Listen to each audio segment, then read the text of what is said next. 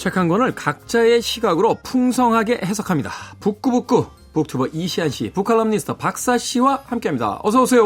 네, 안녕하세요. 안녕하세요. 반갑습니다. 자, 오늘 책도 지난주에 이어서 예사롭지 않습니다. 어린이를 위해 쓰인 작품이지만 이 어른들의 사랑도 꾸준히 받고 있는 작품인데요. 루이스 캐럴의 이상한 나라의 앨리스, 오늘 읽어보도록 하겠습니다. 사실 어린이를 위해 쓰인 작품이다라고 했고 또 어린이들이 굉장히 좋아하긴 합니다만 저는 어린이 때 도대체 무슨 얘기인지 모르겠어요. 이상한 나라의 앨리스를 읽고 나서 당시에 이제 그때는 이제 원본의 책은 아니고 이렇게 그림책이죠. 네. 사실은 이제 아주 두꺼운 종이에 인쇄가 돼서 거의 이제 서머리라는 개념보다는 몇 장면에 대한 스토리만 담겨져 있는 그런 책이었어요. 오히려 그래서 이해가 안 갔나요?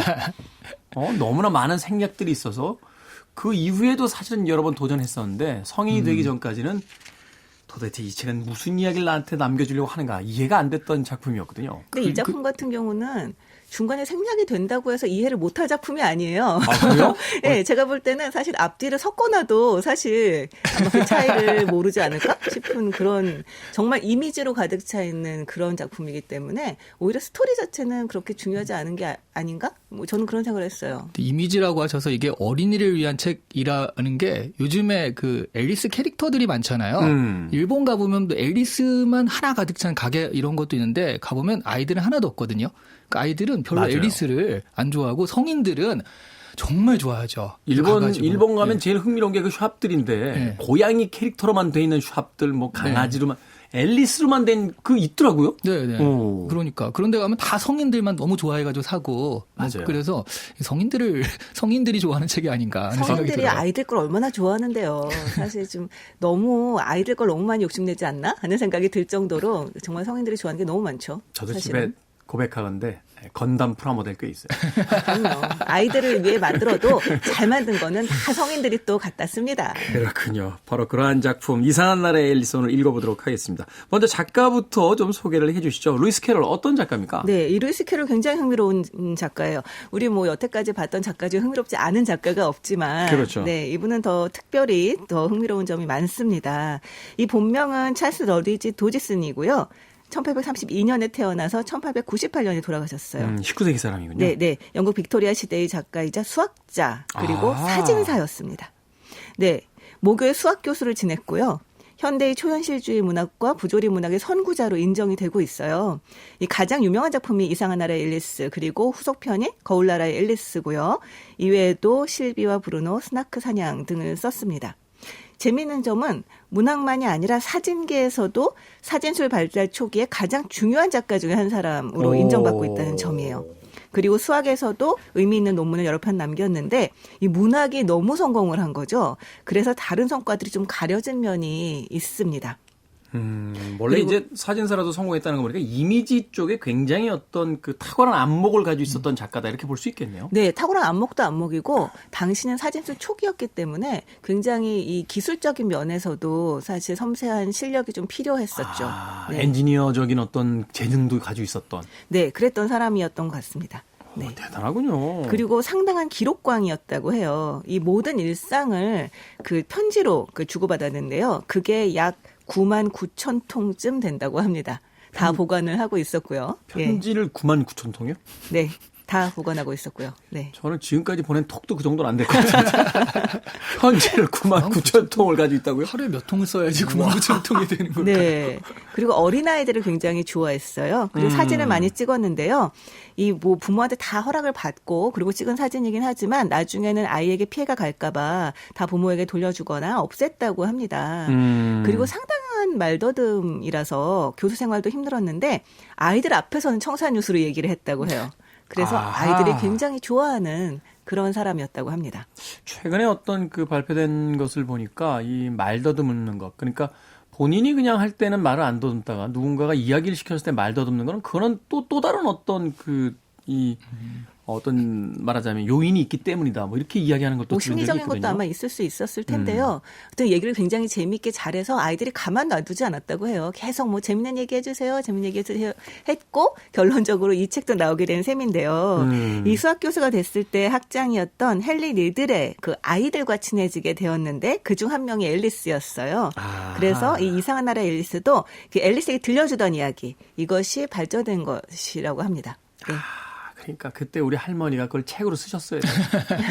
옛날에 말이다. 이야기.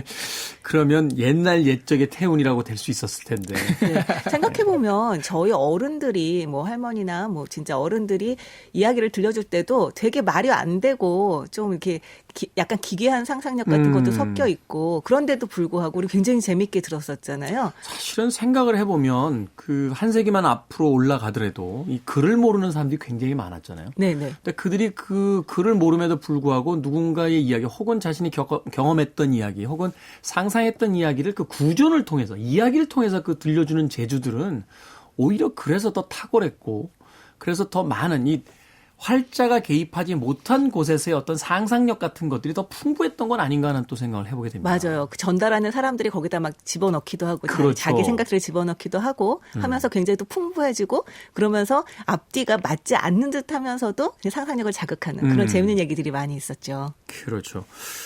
그 아동 심리학자들 연구한 걸 보니까 우리는 왜 어릴 때 일찍 왜 이렇게 글자 배우면 와 우리 아이가 막 똑똑하다고 몇 살 때 막 글자를 띄웠다 이러는데 최근에 연구된 바에 따르면 그러지 말라고 하더라고요. 왜냐하면 이 텍스트, 소위 이제 활자, 글자의 시간으로 너무 일찍 들어가면 머릿속에 그 떠오르는 어떤 이미지적 상상력의 시간이 짧아지기 때문에 오히려 좋지 않다.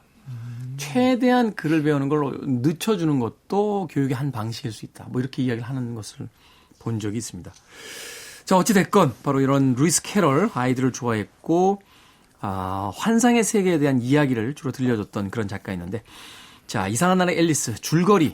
야 줄거리. 이상한 나라의 앨리스. 나 피해갔어. 나 피해갔어. 줄거리요. 진짜. 자, 청취자 여러분들께서 귀를 쫑긋 세우고 듣고 계십니다. 아닙니다. 자. 잠깐 꺼놓으셔도 되겠습니다. 근데 이 이상한 나라의 앨리스 줄거리를 아는 사람이 진짜 없어요. 읽은 사람도 없어요. 이 줄거리라는 게 정말 이제 재밌잖아요. 이게 정말 제목처럼 정말 이상한데요. 이상한 나라의 앨리스 줄거리는 사실은 크게 있는 것이 아니라 그냥 낮잠을 자요. 언니랑 같이 낮잠을 자다가 토끼가 나타나서 토끼를 따라서 토끼굴로 들어갑니다. 그런 다음에 들어가서 계속 토끼를 따라다니는 이야기예요. 그러다가 이제 뭐 이상한 그 자기가 음식을 먹고서 몸이 커지기도 하고 줄기도 하고 최저 고양이 같은 그 캐릭터도 만나고 미친 모자 장수 같은 캐릭터도 만나고 그러다가 이제 퀸 그러니까 좀 카트의 여왕이죠. 여왕을 네. 만나가지고 또 죽을 뻔도 하고 그러다가 잠이 깨어서 현실로 돌아오게 됩니다. 그래서 한마디로 이거는 요즘 이런 결말이 나오면 욕먹을 결말인데 한마디로 꿈이었다. 이렇게 끝나는 이야기입니다.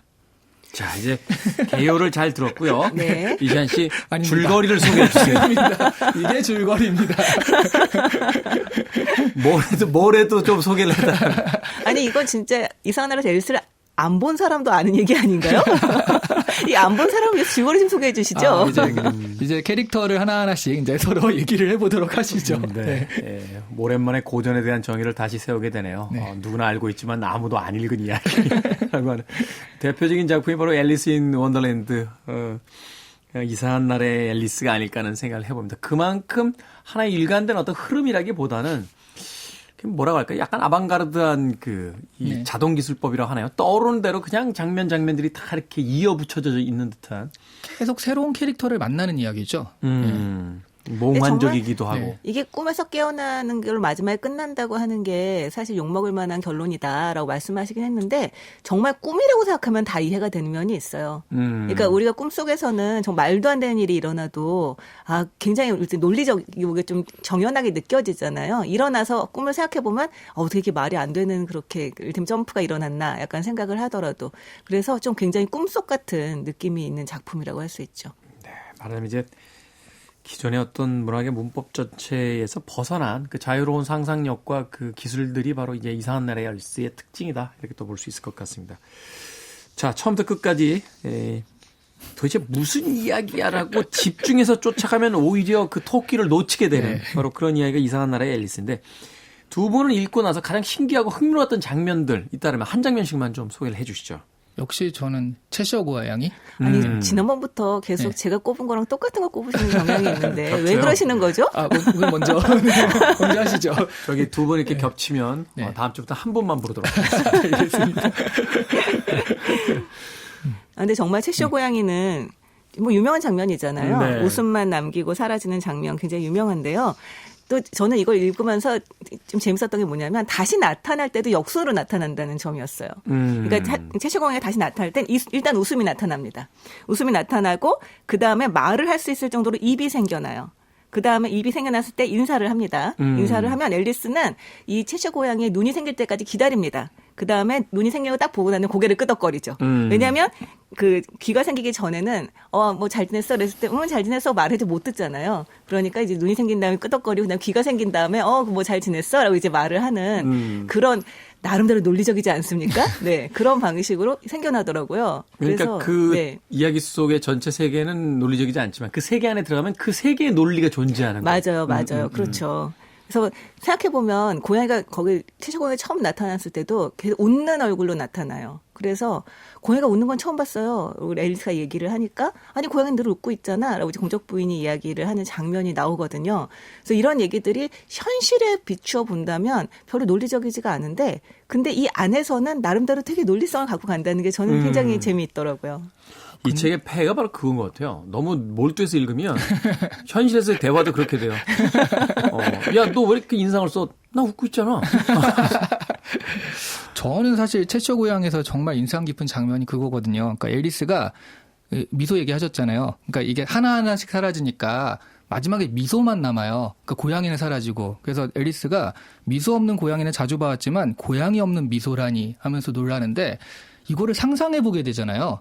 실제로 사파가들이 정말 많았는데 이 장면을 못 그렸대요. 그러니까 어떻게 그립니까 그걸? 고양이 없이 미소만 남아 있는 걸. 그렇죠. 그러니까 이게 이미지적으로 저희도 이걸 보면서 상상하게 되잖아요. 그래서 저희가 이 상상이 되나? 이런 것들 때문에 저는 정말 인상 깊은 장면이었거든요. 이미지의 주체가 사라졌는데 이미지가 남아있다는 거예요. 그러니까요. 근데 보통 그리는 게 뭐 입만 이를테면 입만 웃고 있는 입만 남긴다거나 그런 식으로 사파를 그리는데 사실은 그 입조차 사라지고 미소가만 남아 있는 게 이제 마지막 단계인 거죠. 그러니까 입으로 미소를 그리면은 이거는 거짓말로 그린 게 되잖아요.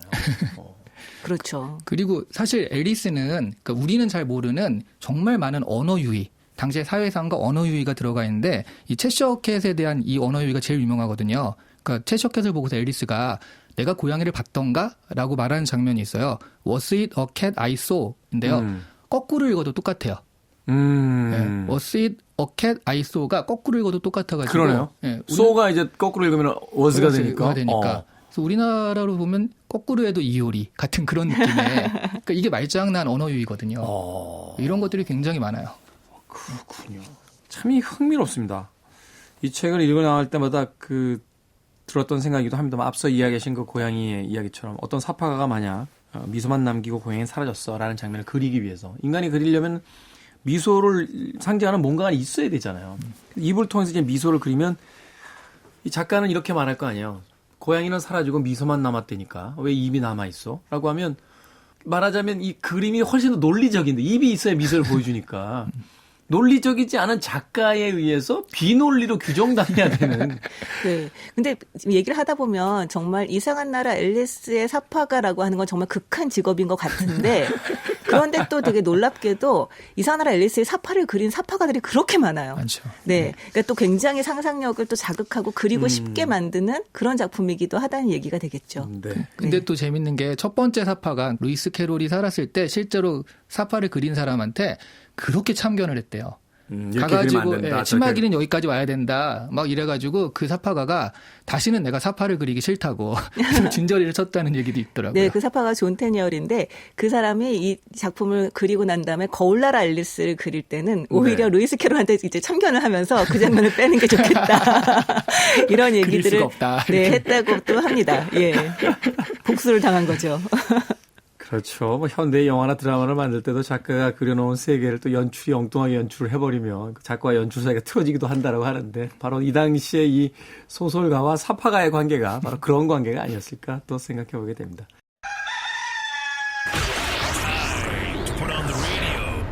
김태훈의 Freeway.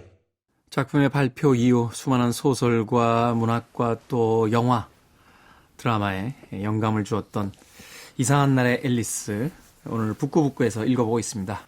빌보드 키드의 아침 선택, KBS 2라디오 김태훈의 프리웨이, 이시안 씨, 박사 씨와 함께 북구북구 계속해서 진행하도록 하겠습니다. 자, 이상한 날의 앨리스, 영국의 문화 또 시대를 읽어낼 수 있는 장면들도 등장을 하죠. 완전히 환상 속에서 기반을 두고 있는 작품은 아니고 당시 어떤 영국적인 어떤 분위기 속에서 이제 토대 위에서 이제 만들어지는 그런 이야기들인데, 오히려 여기가 비판적인 시선이 굉장히 많아서요. 지금 우리가 봐서 모르는 건데 가령 여기 미친 모자장수 캐릭터가 나오잖아요. 근데 당시 영국의 모자장수들 중에서 미친 사람이 굉장히 많았대요. 왜죠? 왜냐하면 뭐죠? 그 이야기는? 그러니까 모자를 영국이 이제 제국주의 시대니까 막 이렇게 허져나갔잖아요. 그래서 유럽과 아메리카 대륙에 수출을 많이 했는데, 근데 이제 모자를 만들 때 여기다가 질산수은을 이용을 했대요. 약품을 사용했군요. 네. 그러니까 작업장의 사람들이 수은 중독으로 시력과 청력 그런 장애들을 겪기도 하고요. 우울증, 정신이상 증세를 보인 사람이 많았다고 합니다. 그러니까 오늘날로 치면 산업재해잖아요. 그래서 실제로 모자장수 중에 그렇게 약간 미친 캐릭터가 많았는데 그게 그대로 들어간 거죠. 예전에 그 화가들 중에 이제 압상트라고 그 독한 술 먹는데, 고우가. 그렇죠. 이거를 이제 진짜 술이 아니라 그 다른 사람들이 이제 압상트라고 속이고 막 화학재료 이런 걸 막 집어넣어가지고 가짜 술들을 만드는 바람에 그걸 마신 이제 사람들이 눈이 멀거나 이제 정신적으로 좀 문제가 생겨요. 이런 경우들이 많았다고 하는 건데, 모자에 어떤 들어갔던 화공약품 같은 것도 이제 그런 부작용들을 일으키는 바람에 그 약간 정신이 좀 뭐라고 해야 됩니까? 오락가락하신 분들이 많았죠. 분들이 좀 있었다.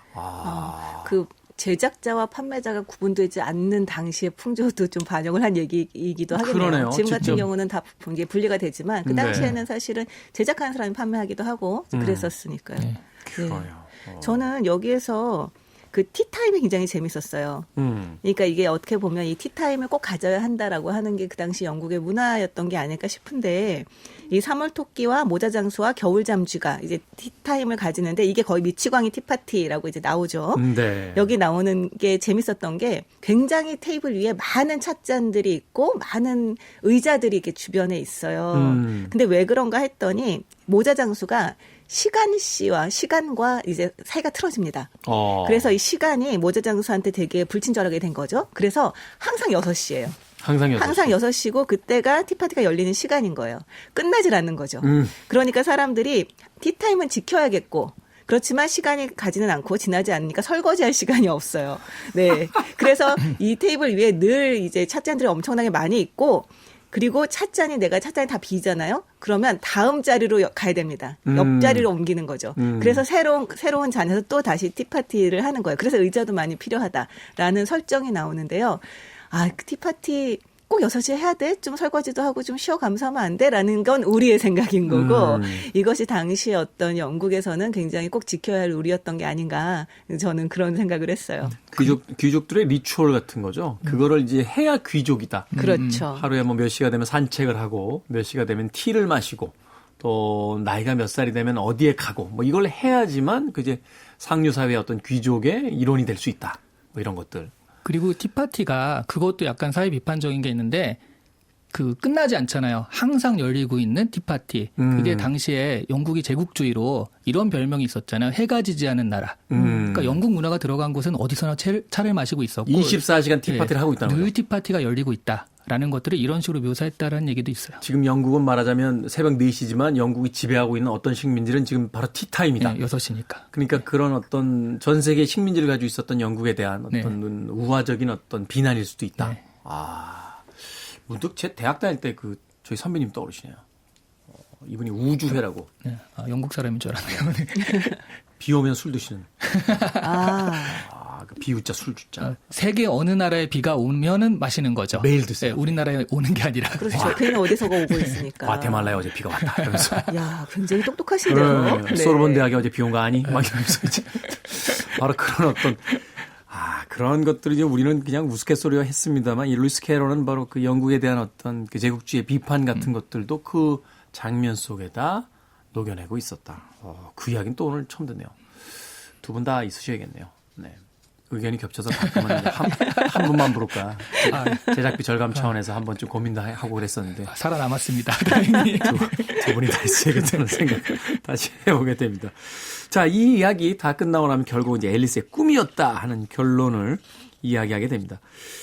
두 분의 감상은 어떠셨어요? 이 꿈 이야기를 듣는 이제 앨리스의 언니의 감상으로, 동생의 꿈을 들은 이제 언니의 감상으로 이 소설이 끝나잖아요. 네. 두 분은 어떠셨습니까? 읽고 나셔서. 이게 사실 아까 얘기했듯이 뭐 이건 다 꿈이었다라고 하는 건 정말 이야기를 손쉽게 끝내기 위한 모든 작가의 꼼수가 아닐까라는 생각을 하게 돼요. 마음대로 다 해놓고 꿈이었다라고. 아니 정말 눈 떠보니 꿈이었다는 동화가 5천 권은 있지 않을까? 약간 그 일종의 데우스 엑스 마키나잖아요. 그렇죠. 그냥 해결 방법이 없을 때 갑자기 꿈이야 갑자기. 하면서 그냥 다 끝났어. 꿈으로 해결해버리는. 그렇죠. 근데 이 책의 특징적인 점은 이 소설이 거기서 끝나지 않고 언니의 감상으로 끝난다는 게 다른 동화와 다른 점이 아닐까라는 생각이 드는데 이 언니가 한 번도 등장하지 않다가 이 마지막 그러니까 앞부분에 책 읽고 있는 걸로 잠깐 나오지만 마지막에 앨리스의 이야기를 듣고 난 다음에 언니가 이제 생각을 하면서 이제 마지막으로 마무리가 됩니다. 근데 이제 언니가 이제 정말 눈을 감고 앉아서 자신이 이상한 나라에 있다는 것을 이 소리들이 다 이상한 나라의 소리구나 하는 걸 눈을 반쯤 감고 앉아서 생각을 하다가 눈을 딱 뜨니까 다시 어떤 지루한 현실로 돌아와 있다 이런 얘기를 합니다. 근데 사실 그 얘기는 다시 말하면 우리가 또 눈을 감으면 또 이상한 나라를 갈 수 있다는 얘기 아니죠. 네. 그러면서 앨리스의 언니가 앨리스가 그 마음과 이 모험담을 잊지 않고 간직하다가 자신의 아이들에게 전해주는 모습을 상상을 하는데요. 사실 그것이 가능할까라고 하는 건 좀 다른 문제죠. 우리도 어렸을 때는 꿈을 꾸지만 우리가 자라서 어른이 되고 또 아이를 낳을 나이가 되면 그걸 잊어버리고 있다가 또 아이들이 꿈꾸면서 자라는 것을 지켜보게 되는 거잖아요. 네. 근데 그때까지 내가 내 꿈과 이 모험담을 간직하고 있다 들려주는 게 가능할까라는 생각이 들지만 그건 또 이렇게 기록으로 남겨놓으면 이 책처럼 남겨놓으면 또 가능하지 않을까? 이런 여러 가지 생각을 좀 하게 하는 마무리였던 것 같아요. 그렇군요. 그리고 이렇게 정신이 없고 줄거리도 없는 책이잖아요. 말하자면. 근데 저는 이게 앨리스가 가진 흥행 포인트라는 생각이 드는 게 이게 바로 그냥 어린아이의 시각이잖아요. 그러니까 어린아이의 시선을 따라가면서 이걸 썼다. 그러니까 일관성도 없고 줄거리도 없고 즉흥적이다라는 생각이 많이 들거든요. 저도 앞으로 그렇게 써볼까요? 막 쓰고 나서 어린아이의 시선으로 이게 쫓아갔기 때문에 그렇게 읽으시면 안 됩니다. 이러면서. 근데 그러면 어린아이들은 잘 안 속아요. 네, 어른은 좀 속는데 애들은 잘 안 속아요. 제가 보면 그렇게 쓰시면 이상한 나라의 태운이 아니라 이상한 태운 이렇게 될 것 같아요. 근데 바로 그 부분이 이 책이 지금까지 이제 많이 읽혀지게 되는 것이 그 약간 느슨한 형태, 그것이 엉성하게 이루어진 게 아니라 그 연결고리를 느슨하게 만들므로써 우리의 상상력과 여러 가지 해석의 여지를 그 남겨놨다는 거. 그것이 또 이 책이 오랫동안 살아볼 수 있는 그 이유 중에 하나가 아닐까 하는 또 생각하게 그리고 되는데. 또 하나는 빅토리아 시대가 굉장히 좀 엄숙주의가 있잖아요. 그러니까 뭘 해도 의미가 있어야 되고 그런데 여기는 이 책 자체가 그냥 앨리스도 굉장히 반항적이에요. 여기 보면 반항적이고 어떤 것에 집착하지 않고 그냥 되게 자유롭거든요. 그러니까 아무런 교훈이 없어요. 그런 것들이 당시 사회 항상 이런 것들은 그 장중한 교훈으로 끝나야 된다라는 것들에 또 파문을 던지는 이런 책도 있을 수 있다. 이런 것을 주지 않았나 생각을 하게 돼요. 근데 전 이걸 보니까 어린아이가 읽는 법과 어른이 읽는 법의 차이가 여기가 아닌가라는 생각을 하게 되는데 새롭네요. 어른들은요. 읽으면서 계속 아니 그러니까 여기서 그 방에 들어갔다는 거야 안 들어갔다는 거야. 이 열쇠가 도대체 어떤 역할을 한다는 거지? 이게 다시 언제 나오지? 이런 식으로 계속 이제 과거의 기억들과 이제 자신의 예측 사이에서 갈팡질팡하면서 읽게 돼요. 그러니까 애가 갑자기 계속 딴 데를 가게 되면 아니 아까 등장했던 그거는 어쩌고 지금 여기 가 있는 거야? 이렇게 생각을 하게 되는데 아이들은 열쇠 이야기를 읽다가 다음 점으로 넘어가도 까먹고 있다는 거죠. 까먹고 계속 그 모험을 딱 쫓아가다가 갑자기 그 문이 다시 얘기가 나오면 맞아 이런 게 있었어 라면서 반가워하고 즐거워하고 이게 이렇게 되는구나라는 것을 좋아한다는 거죠. 그런 면에서 아이들의 독서가 어른들의 독서보다 훨씬 자유롭지 않나. 그렇기 때문에 아이들이 훨씬 이런 이야기들에서 많은 재미를 느끼고 있는 게 아닌가 이런 생각을 좀 하게 됐어요. 그 얘기 하더라고요. 제 친구가 그 나이 들어서 이제 아이를 좀 늦게 낳았는데 숨바꼭질을 그렇게 좋아한대요. 아빠 보고 맨날 숨으라고 해서 숨었는데 그 사이에 이제 엄마가 온 거예요. 그래서 엄마가 사온 맛있는 걸 먹으면서 둘이서 재밌게 놀다가 아빠는 그 뒷방에서 홀로 잠들고 그래서 이게 아이들하고 노는 게 쉽지 않구나. 바로 그게 이제 아이들의 방식인 거죠. 흥미가 가는 것을 계속 그냥 쫓아다니는 어떤 논리적 완결성이라든지 과거의 어떤 기억을 가지고 지금 현재를 규정하려고 하지 않는 그런 어떤 자유로움 같은 것들이 이 소설 안에서도 있다. 그 아빠 심정이 이해가 가네요. 막 되게 완벽하게 숨었다라고 굉장히 자랑스러워했을 것 같아요. 저 깜빡 잠들었다 나왔더니 자기 엄마랑 아이는 맛있는 걸 먹고 있더라. 아, 그래서 그때 이게 뭔가라는 인생의 어떤 현타가 왔다. 네. 이야기를 하더군요. 그래서 어른들이 아이들이 좋아하는 글을 쓰기가 되게 어렵지 않나. 어렵죠. 어른의 사고방식으로 생각을 해서 글을 쓰면 그럼 아이들로서는 그것이 재밌게 받아들이기 어려운 면이 있다는 거죠. 어른들은 항상 교훈적으로 쓰려고 하잖아요. 맞아요. 네. 그리고 루이스 캐롤이 어른들을 싫어하고 아이들만 좋아하고 어른들에게는 제대로 말을 하지 못했지만 아이들 앞에 청산유수가 됐던 거는 정말 이 사람의 마인드 자체가 진짜 아이였기 때문에 그랬기 때문에 가능했던 게 아닌가라는 생각이 듭니다. 그렇군요. I want it. I need it. I'm desperate for it. Okay, let's do it. 김태훈의 Freeway. 빌보드 키드의 아침 선택, 김태훈의 프리웨이, 북컬럼니스트 박사 씨, 북튜버 이시안 씨와 함께 북구북구 함께하고 있습니다. 오늘은 이상한 날의 앨리스, 루이스 캐롤의 책 읽어보고 있습니다. 이 속편도 있죠? 거울나라의 앨리스라고. 네. 근데 정말 사람들이 거울나라 앨리스하고 이상한 나라 앨리스 되게 많이 섞어서 생각해요. 속편이 있는 것 자체를 모르는 사람도 많아요. 저는 그럴까봐 거울나라의 앨리스를 안 읽었어요. 아니 왜요? 왜요? 사실은 이상한 날에 사실은 솔직하게 제가 오늘 이 네. 북구북구를 진행한 지 벌써 1년이 훨씬 넘었습니다만 오늘 드디어 제가 딱 한 번 이제 고백해 봅니다. 제 취향은 아니에요. 그래서 이상한 나라의 앨리스를 읽고 나서 속편까지 내가 읽고 싶지 않다. 이렇게 생각을 했었는데 저는 말이 나온 김에 속편도 조금만 소개를 해 주시죠. 저는 이번에 이상한 나라 앨리스 하는 김에 거울나라 앨리스도 읽고 있거든요. 근데 이거는 이상한 나라 앨리스가 트럼프의 세계잖아요. 그렇죠. 이 거울나라 그 앨리스는 미국 대통령 트럼프 말고 그렇죠. 네, 네. 큰일 납니다. 카드의 트럼프 세계죠. 카드의 트럼프 세계죠. 카드의 세계잖아요. 거울나라 앨리스는 체스의 세계예요. 그래서 처음에 붉은 여왕을 만나가지고 앨리스가 나는 졸 말고 나도 퀸이 되고 싶다. 여왕이 되고 싶다. 그러니까 이 붉은 여왕이 8칸 끝까지 가면 너도 여왕이 될 수 있다. 근데 이게 체스의 룰이거든요. 네. 졸이 끝까지 가면 그렇게 될 수 있는 게. 그래서 거울나라를 그 8칸을 전진하는 이야기예요. 그러다가 이제 역시 또 여러 가지 캐릭터를 만나게 되는 그런 이야기입니다. 죄송합니다. 이야기를 듣고 보니까 읽었네요. 아니 근데 정말 취향도 헷갈린다니까요. 어렴풋이 기억이 나네요. 네. 어렴풋이. 근데 이게 영화나 애니메이션 같은 데서 두 책을 섞어서 스토리를 짜는 경우가 맞아요. 많아요. 음. 그렇기 때문에 굉장히 익숙한 이미지들을 계속 만날 수가 있습니다. 그리고 그 유명한 붉은 여왕은 뭐 그 이론으로도 막 얘기를 하고 진화 이론으로도 네. 얘기를 하는데 이 붉은 여왕도 거울나라 앨리스에 나오는 그 캐릭터죠. 맞아요. 네. 그렇군요. 사실 이제 거울나라 앨리스의 그 붉은 여왕 같은 경우도 나오게 되는데 그 영화화가 많이 됐잖아요. 네네. 이상한 나라 앨리스. 특히나 이제 제가 인상적으로 봤던 게 이제 팀 버튼 감독의 이상한 나라의 네네. 그렇죠. 앨리스였는데 가장 표독스러운 게 그 여왕이잖아요. 네. 줄리아 보넨 카터라는 아주 유명한 여배우인데 감독 와이프예요. 그래서 제가 영화를 보면서 두 분이서 오래 못 사시겠네. 자기 아내를 저렇게 계속 얼굴을 비대칭으로 만들어서 돌아다니게 만들고. 이제 최근 소식으로는 제가 잘 못 들었는데 아무튼 계속 같이 사시는지 어떤지는 제가 참 궁금하긴 합니다. 예. 근데 정말 저는 그 줄리아 보넴 카터죠. 이분이 헬레나 보넨 카터. 헬레나. 제가 이름을 잘못 얘기했네요. 헬레나 보넴 카터 헬레나 이분이 보넴 카터. 전망 좋은 방이라는 영화에 나왔어요. 네. 정말 같은 사람이라고는 상상도 못했습니다. 엄청나게 청순하고 아름다운 네. 역할을 많이 맡았던 하다가 배우였는데 붉은 여왕으로 딱 나왔는데 와 정말 깜짝 놀랐어요. 자기 남편 영화에서 특히 그래요. 빅피쉬에서 보면 눈을 한쪽을 잃은 마녀로 나오거든요. 그러니까 이때부터 이 감독이 아내를 왜 자꾸 이렇게 쓸까? 거기서 약간 그리고 이분이 또 해리포터의 마녀 역할도 나왔더라고요. 그러니까 해리포터와 싸우는 마녀. 그래서 이분이 되게 연기 폭이 넓은 건가 이런 캐릭터를 좋아하시는 건가 하는 생각이 들긴 했어요. 그러니까요. 젊을 때는 굉장히 어떤 순수의 상징처럼 그려졌는데 나이가 드신 뒤에 남편을 만난 뒤에는 계속 마녀로 나오고 계신 그런 인물이기도 합니다.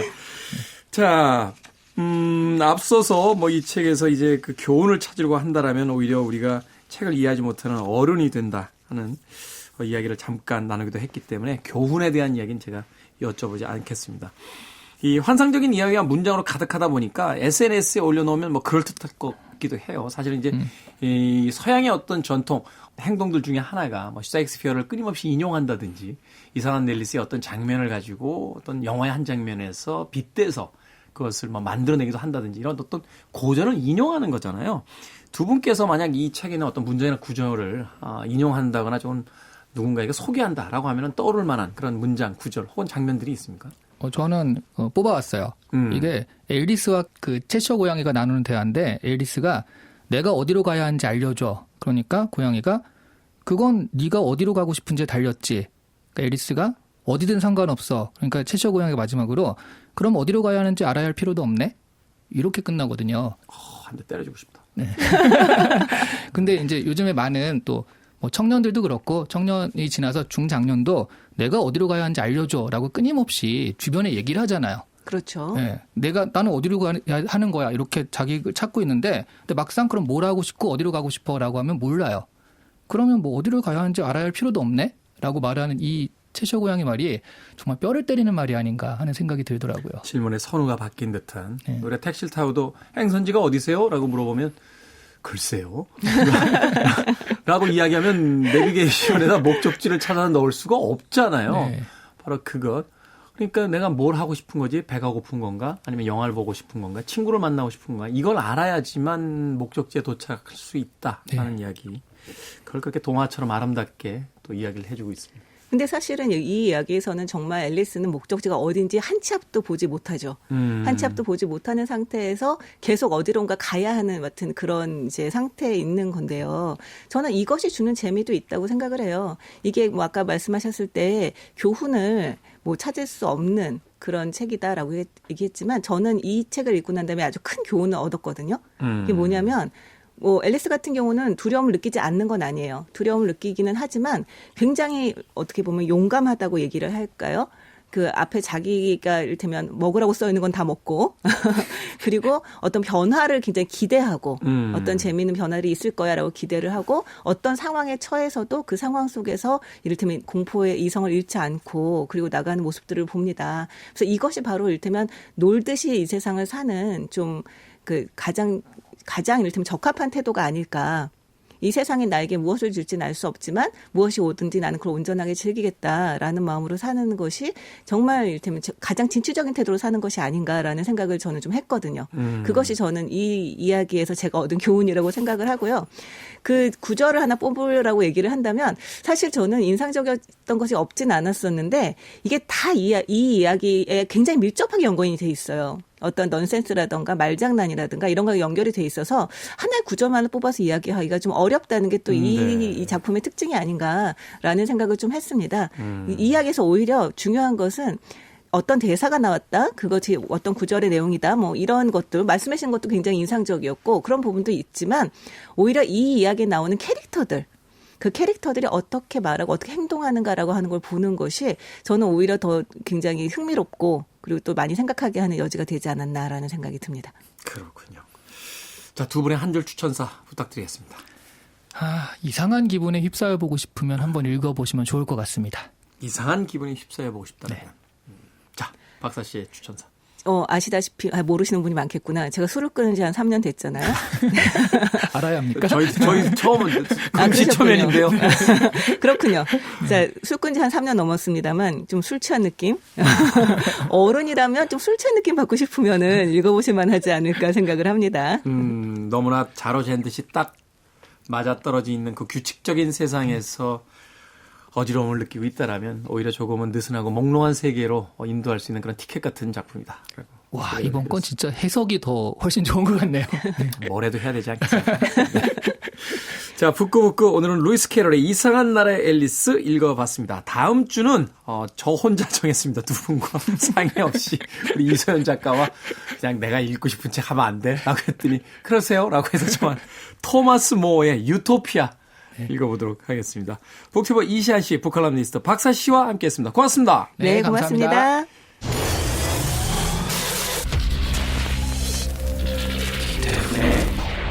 Freeway.